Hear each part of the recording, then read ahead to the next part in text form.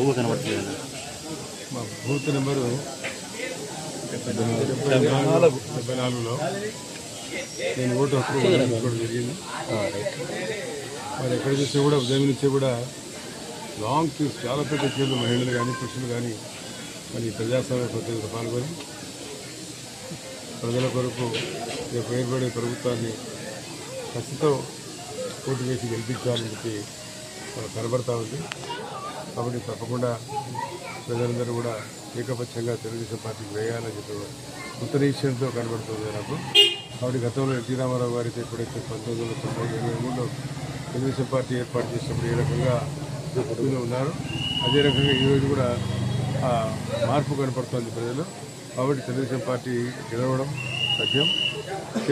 వచ్చిన తర్వాత చేపట్టే అభివృద్ధి కార్యక్రమాల గురించి కూడా చాలా వరకు నెరవేర్చాల్సిన అవసరం, బాధ్యత కూడా మనకందరికీ ఉంది. కాబట్టి ఇప్పటికీ ఎందుకంటే ఇప్పుడు పోలింగ్ అయితే జరిగింది, మన కౌంటింగ్ జరగాల ప్రజాస్వామ్య పద్ధతిలో.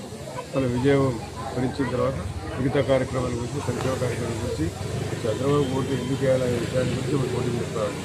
జగన్ ఎందుకు వేయకూడదు అనేది కాదు, చంద్రబాబు అవసరం ఏముంది, నెసిటీ ఏముంది రాష్ట్రానికి అని ముఖ్యంగా ప్రజలు తీర్పు ఇవ్వబోతున్నారు. రేపు ఈ ఎన్నికలు ఇప్పుడు జరగబోయే ఎన్నికలు తప్పకుండా చంద్రబాబు వైపు ప్రజలు ఉన్నారు, తెలుగుదేశం పార్టీ వైపు ప్రజలు ఉన్నారు. కాబట్టి తప్పకుండా తెలుగుదేశం పార్టీని గెలిపిస్తారని ఆశిస్తూ నాకు ఈ అవకాశం ఇచ్చిన నంద్యాల నియోజకవర్గ ప్రజలందరికీ శిరస్సు వచ్చి అందరికీ నమస్కారం తెలియజేస్తూ తెలుసుకున్నాను.